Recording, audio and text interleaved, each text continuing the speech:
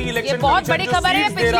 पिछली बार 24 seat BJP को election commission दे रहा है और टीएमसी को 5 सीट दे रहा है रुझानों। ये पिछली बार का आंकड़ा रिवर्स हो गया है। पिछली बार तकरीबन जो हमने बताया 38% वोट गया था बीजेपी को, 48% टीएमसी के पास था। इस वक्त इलेक्शन कमीशन जो दे रहा है बीजेपी 48% और Trinamool Congress 37% vote election commission दे रहा है। अब इसका मतलब क्या है? इस 10% के जो मार्जिन से हैं वो सीटें बहुत ज्यादा बढ़ जाती हैं। अब देखिए अलग अलग रीजन्स में भी पश्चिम बंगाल से खबर क्या आ रही है वो भी आपको दिखा रहे हैं। बीजेपी को 12.5% वोट ज्यादा मिला है, कांग्रेस को तकरीबन 1.5% वोट कांग्रेस का घटा है। पहले भी बहुत कम था लेकिन अब पहले तकरीबन 4% था, अब 1.5% और घट गया है। कि जो लेफ्ट का वोट है, हाँ, जो लेफ्ट का वोट है वो वोट शिफ्ट हुआ है बीजेपी में। जो बीजेपी का वोट बढ़ा है, एक वो जो 12.5% तक हो रहा है और ममता का लगभग 10% वोट कम हुआ है, तो वो वोट भी क्या वो बीजेपी में शिफ्ट हुआ है। तब देखिए टीएमसी को 44.1% वोट दिखा रहा है। बीजेपी का वोट शेयर पहले के मुकाबले बढ़ा है। कांग्रेस को तो तकरीबन 3% वोट मिला था पिछली बार, तो अगर उसमें से 1.5% गिर गया तो कांग्रेस का वोट बैंक बिल्कुल ही खत्म हो गया, सिमट गया है पश्चिम बंगाल में। ये भी एक क्लैरिटी होनी चाहिए। पश्चिम बंगाल में कांग्रेस कहीं नहीं है। और देखिए किस तरह से बीजेपी की झालमुड़ी हिट है। हमने थोड़ी देर पहले आपको बताया झारग्राम, जहां पर प्रधानमंत्री ने झालमुड़ी खाई थी, वहां पर बीजेपी लीड कर रही थी, लेकिन ये लीड सिर्फ झारग्राम तक सीमित नहीं है। ये लीड पश्चिम बंगाल की लीड बन गई है 165। जिस तरह से झालमुड़ी वायरल हुई उसी तरह से बीजेपी अपनी जीत को कैसे पश्चिम बंगाल में जीत की पैठ बना रही है वो इन रुझानों में नजर आ रहा है। मैं फिर कहूंगी अगर ये रुझान बहुत बड़ी जीत है। मुझे लगता है कि शायद यही एक राज्य था जो बीजेपी हमेशा जीतना चाहती थी दिल्ली के बाद। दिल्ली में जैसे केजरीवाल को हराना मुश्किल लग रहा था, उसी तरह ममता बनर्जी को बंगाल में हराना मुश्किल लग रहा था। ये बहुत बड़ी जीत में से एक है बीजेपी के लिए। गार्गी जी आपको जोड़ेंगी। ये बीजेपी के लिए देखिए ये एक इलेक्शन, एक चुनाव नहीं था, एक धर्म युद्ध था। और आपको मैं बताऊं सोहेल, क्योंकि यहाँ पे लोगों ने जो आरएसएस का काम नहीं देख रहे, आरएसएस ने जो संपर्क बनाया, स्पेशली जो बंगाली हिंदू बाहर थे बंगाल के, जो गए वोट देने के लिए, और लोगों को समझाया गया है कि बंगाली हिंदू होमलैंड जो बनाया था श्यामा प्रसाद मुखर्जी ने, यहाँ से शायद बंगाली हिंदूज को चले जाना पड़ेगा।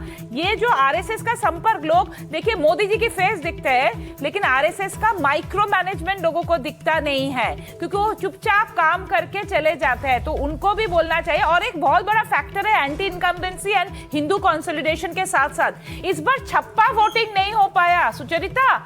हाँ, हार्डली हुआ। अगर फलता में हुआ तो वो वापस हो रहे, तो बेयर मिनिमम हुआ होगा, नहीं हुआ। तो ये एक बहुत बड़ी बात है कि जबकि 30 लाखों के आसपास जो डेड वोटर्स, देखिए बंगाल में जो ट्रेंड है ना, सारे जो डेड वोटर्स हमेशा टीएमसी के वोटर्स थे, मतलब भूत आके हमेशा टीएमसी को ही वोट दिया है ना, तो वो ये बात अभी, तो इसीलिए छप्पा वोटिंग जो कर नहीं पाए ना, ये भी एक बहुत बड़ा फैक्टर है जीत की। निरंजन जी जो छापा वोटिंग की बात कर रही है, उनका कहना है इससे पहले छापा वोटिंग होता था तो टीएमसी जीतता था। आप इन ट्रेंड्स को कैसे देख रहे हैं? देखिए, मैं तो इस ट्रेंड को इस तरह से देख रहा हूं कि बड़े सालों की भारतीय जनता पार्टी और पूरे संघ परिवार की राजनीति रही है कि किस तरह से बंगाल में उनका जो सांस्कृतिक राष्ट्रवाद की जो राजनीति है उसको किस तरह से पॉपुलराइज करें। हम सब लोग एक बात मानते हैं कि पूरे भारतवर्ष में भारतीय जनता पार्टी जो एक 1990s से एक बहुत बड़ी पार्टी के तौर पे उभरी, वो मूलतः राम जन्मभूमि आंदोलन के कंधे पे उसको पूरा फैलाया गया और उसी की वजह से वो सत्ता में आई, चाहे वो पूरे केंद्र में हो या अलग अलग स्टेट्स में हो। बंगाल में ये एक डेफिशिएंसी रहती थी कि जब राम मंदिर का जो आंदोलन चलता था तो बंगाल में ज़्यादातर जो सपोर्ट होता था वो गैर बंगाली संप्रदायों में से होता था।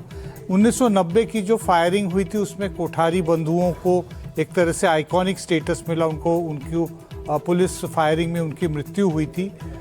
तो इधर देखने को मिलता है कि पिछले कई सालों से बंगाल को मद्देनज़र रखते हुए दुर्गा और माँ काली की बहुत बात की गई है।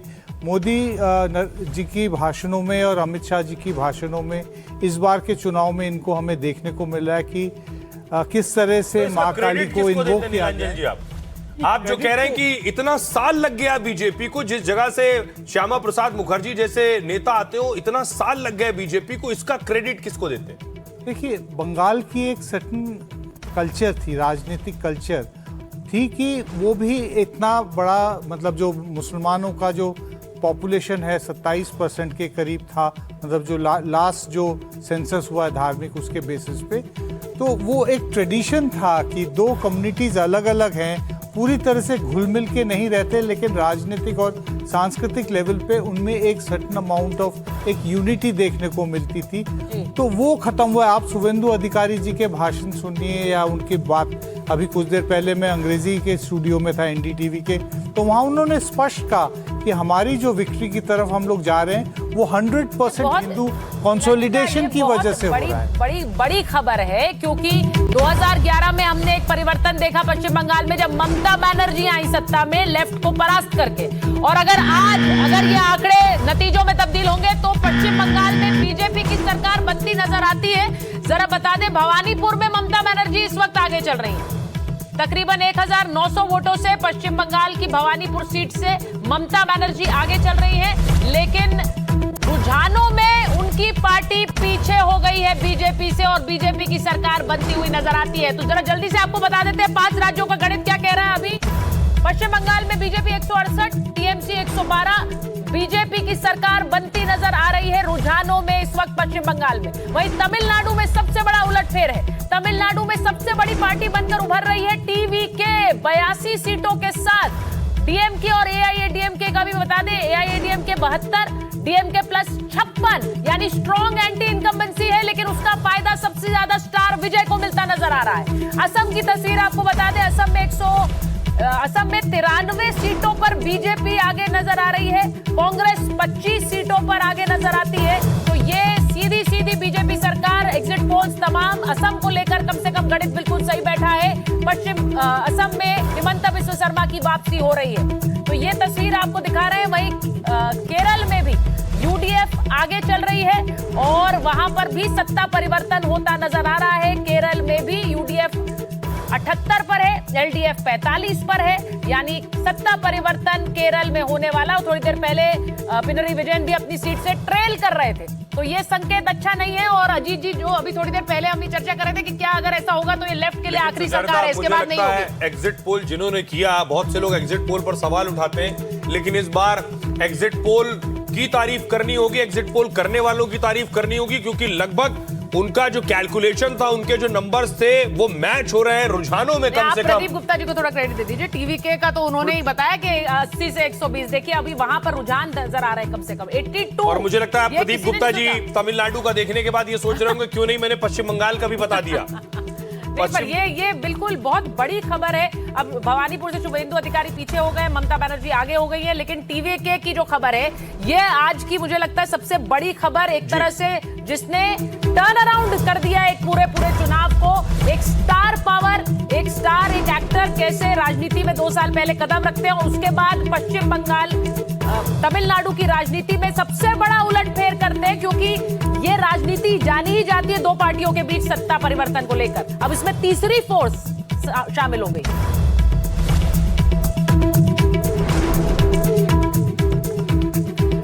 अनुमाचार्य जी कांग्रेस की प्रवक्ता जुड़ गई हैं हमारे साथ, राजीव जेटली जी बीजेपी से जुड़ गए हैं।